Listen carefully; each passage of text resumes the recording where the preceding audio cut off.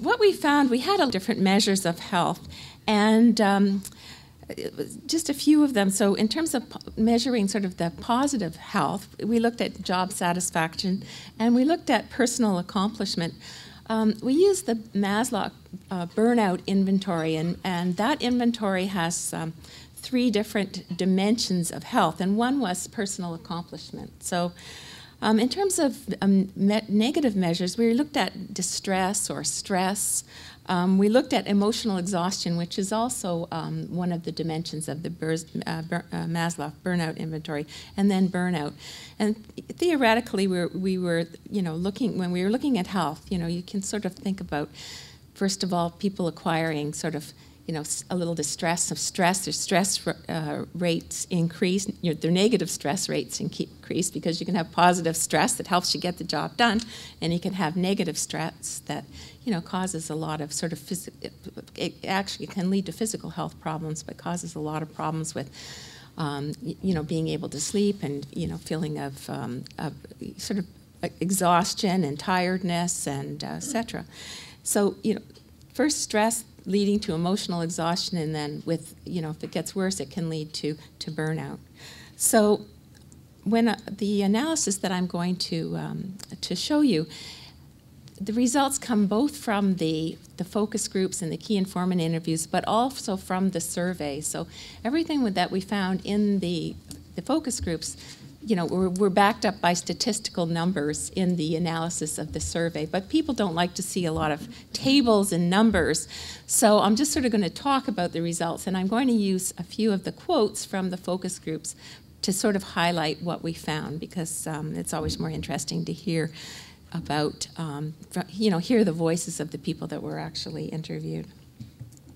So I'm going to focus on looking at a positive dimension, personal accomplishment, and a negative dimension of mental health, looking at emotional exhaustion.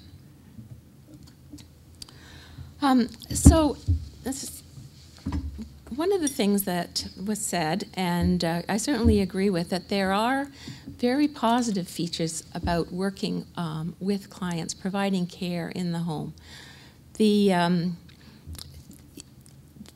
People, there are some people who come quickly into the occupation and leave very quickly as well, because, as you probably know, the work tends to be casualized, it tends to be part-time, it tends to be shift work. The pay is not very good. There's not, people don't have benefits. There's a lot of sort of, problems in terms of extrinsic job satisfaction where people are. So many people will come and then leave because, gee, you can get a better job working in a in a factory or in a store in terms of having more regular hours.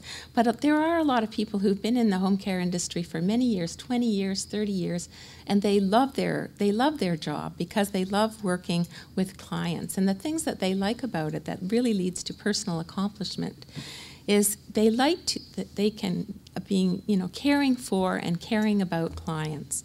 And just in some of the words of the participants, it's the satisfaction of helping someone else and the continuity that you have with the individual, some better than others.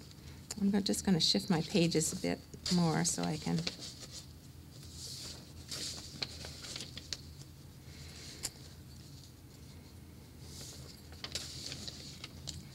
just give you a couple of more. The positive side to me is when a client kind of fits. When I can do something for a client that I know they cannot do, that I can take the time out from having to do. If I'm assigned to do certain things, say laundry, and the client needs time for emotional support, if the laundry doesn't get done, oh well. And the other thing that I really liked about working with clients and that caused them to feel a real personal accomplishment, feeling of real personal accomplishment, is the fact that they could work with clients one-on-one. You're there for as long as it takes. You take care of that one person, so there's a lot of personal satisfaction. So you're not rushing, in a hospital between 20 different patients trying to provide care. You're just working one-on-one with one person, and that's a very positive feature of the job that leads to. Other things that are positively related to mental health is organizational support. So here we're talking about when people feel in the organization that their ideas and their opinions are heard and acted upon. It also involves a feeling that you're supported, that your advisors are interested in you, that you're appreciated, and that you get help from supervisors when when you're having a problem, and that you get support in terms of personal crises. If you have to be off because of a death in the family or a child's health problem or whatever, you get that kind of personal support. One person says there's a lot of support, of psychological support among the managers, so that's really good, or most days I probably would have quit. Another factor is peer support, and this is the ability to be able to share experiences with your peers and to feel that you're getting support from them and also that they're interested. And this is difficult in home care work because people are sort of on their own visiting clients, and they don't get much of an opportunity to be with their peers.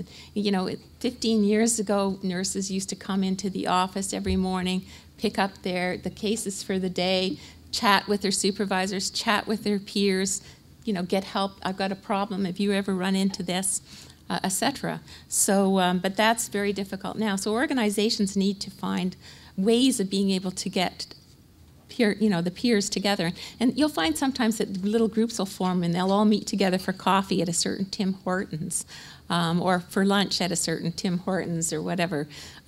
So peer support is very an important factor in terms of mental health. And also control over work.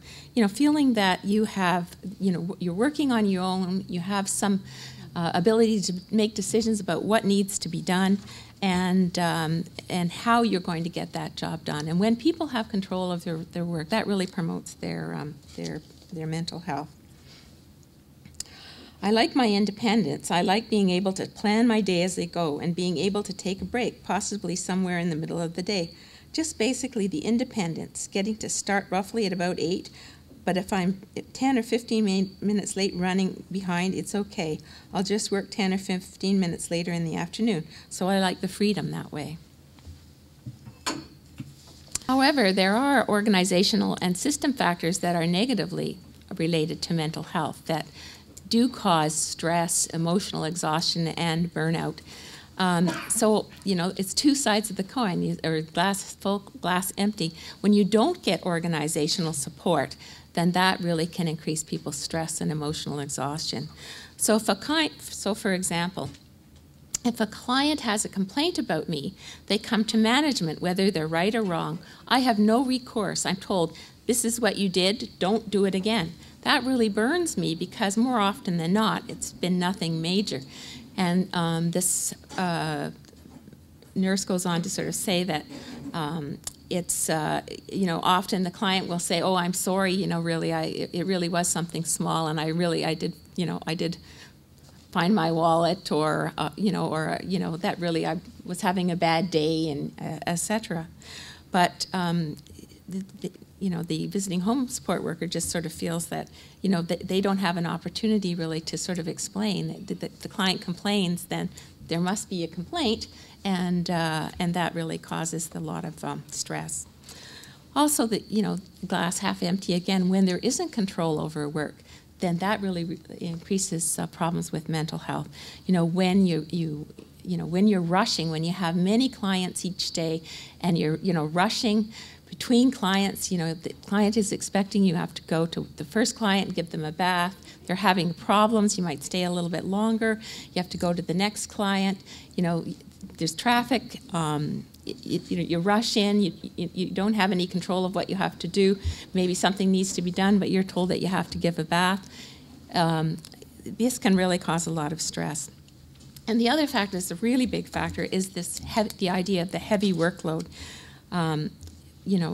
Now people are visiting many more clients each day. There are many more tasks that sort of have to be done.